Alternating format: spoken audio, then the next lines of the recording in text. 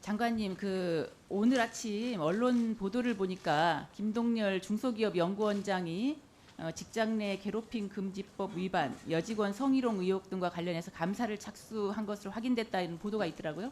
네, 알고 계십니까, 장관님? 이 부분은? 예, 제가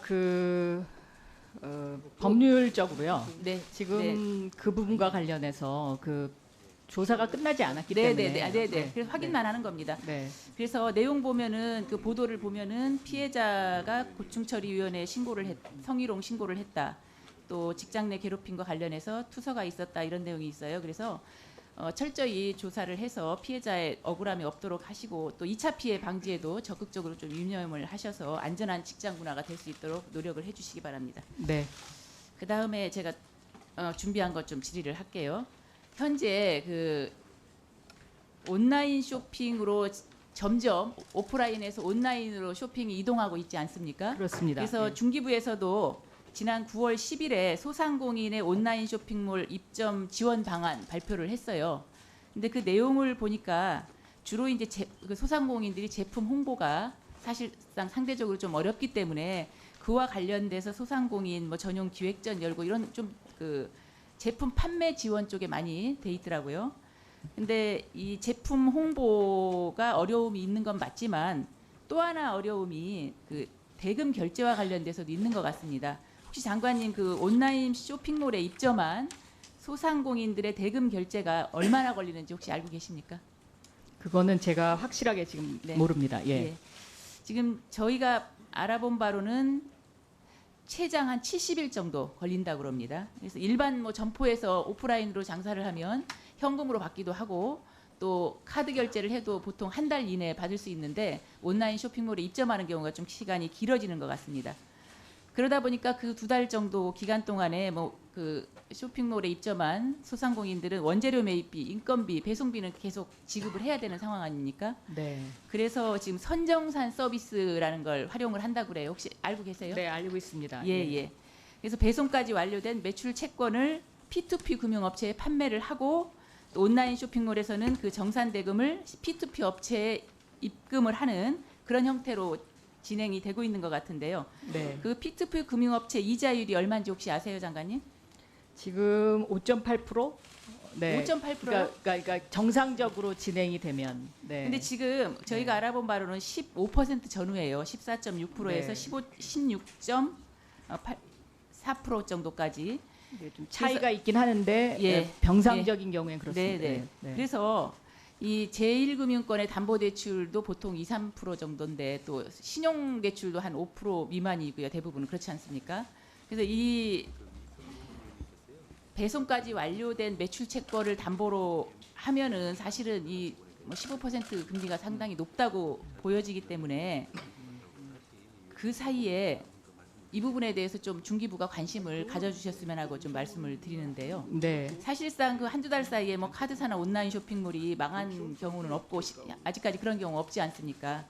그래서 이 부분과 관련해서 선정산 서비스 원하는 수요가 있기 때문에 P2P 업체 대출 자체를 규제할 필요는 없고요. 그건 그대로 이용을 하더라도 이 소상공인들이 실제로 이자 부담에서 좀 벗어날 수 있게 이 제1금융권이 좀 같이 금융위원회, 오늘 금융위원회가 보니까 어제 영세 소상공인들에 대해서 온라인 쇼핑몰 개별적으로 하는 경우 같아요. 한 2%대 이자를 하는 경우 카드에서 하고 그런 얘기가 좀 보도가 된 걸 봤거든요. 네. 그래서 이 중기부가 금융위원회 또 온라인 쇼핑몰 또 제1금융권 이런 데하고 같이 좀 협의를 해서 이 선정산 서비스 개선 대책을 위한 협의체 같은 걸 좀 구성을 하시는 게 어떨까? 네, 그래서 그건 좀, 굉장히 좋은 지적이신 네. 것 같습니다. 네. 그래서 이 부분은 좀 실질적으로 이게 제대로 된다면 온라인 쇼핑몰, 대형 쇼핑몰 같은데 입점한 소상공인들 많지 않습니까?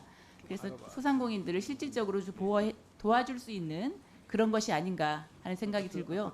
그 관련돼서 좀 논의 결과를 최대한 빠른 시일 내에 좀 저희 의원실에도 알려주시기를 부탁을 드리겠습니다. 네. 그리고 또 하나는 지금 장관님께서도 계속해서 취임 이후에 대기업, 중소기업 상생협력 강조를 하고 계신데요. 2015년부터 상생결제제도 도입해서 운영하고 있지 네, 않습니까? 네. 그리고 중기부도 2014년에 중기청 시절에 그 산업부 때였죠. 제3차 대중소기업 동반성장 기본계획. 또 2018년에는 중기부가 제4차 대중소기업 상생협력 추진 기본계획. 이런 걸 통해서 대기업 등의 그 상생결제 도입을 확대하도록 그렇게 독려를 해왔는데요. 이 대기업이 상생결제 도입한 민간기업이 어느 정도 되시는지 혹시 아세요? 대기업이 상생결제. 그러니까 민간기업이 지금 저희가 알아본 바로는 금년 7월 기준으로 322개입니다. 네. 공공기관은 얼마나 된다고 알고 계십니까? 공공기관은 51개. 예, 51개, 50개 정도 되는데요. 근데 저희 의원실에서 좀 전수조사를 해봤어요. 공공기관 50개. 그랬더니 이 3년이 됐는데 운용 실적이 전무한 곳이 13곳입니다. 전혀 이름만 그냥 상생결제 하겠다고 하고 전혀 안 한 거죠. 그리고 나머지 결제를 한 곳 37곳을 보니까 구매 실적에서 차지하는 비율이 2.2%입니다. 그러면 사실은 중기부가 대기업에게는 상생결제 도입해라. 동반성장지수 평가에 반영한다. 이러면서 공공기관은 구색 갖추기로 그냥 도입기관 숫자만 늘려놓고 정작 사용은 하지 않는 거 아닌가 이런 생각이 듭니다. 또 하나는 저희가 그 이유에 대해서 좀 알아봤더니 어떤 문제가 있냐면은 공공기관하고 거래하는 협력업체가 동일한 금융기관을 이용해야 된다 그럽니다. 그리고 또 공공기관의 경우에는 기존에도 현금을 결제해 왔는데 이 행정 절차가 필요한 상생결제가 좀 되다 보니까 기피하는 경향이 있고 또 심지어는 거래 기업에게 공공기관이 현금 결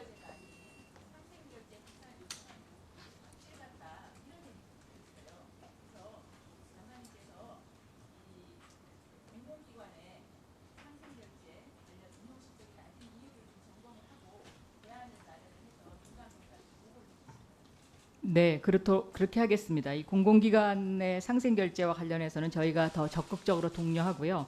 현재 상생결제와 관련해서 18년도에 이 금액이 100조 원을 넘고 공공기관 결제 비중도 소폭이지만은 증가는 하고는 있습니다. 그러나 지금 김사마 의원님께서 지적하신 만큼 이렇게 충분하지 못하다라고 생각합니다. 그래서 이 부분은 더 보완 조치하도록 하겠습니다. 네.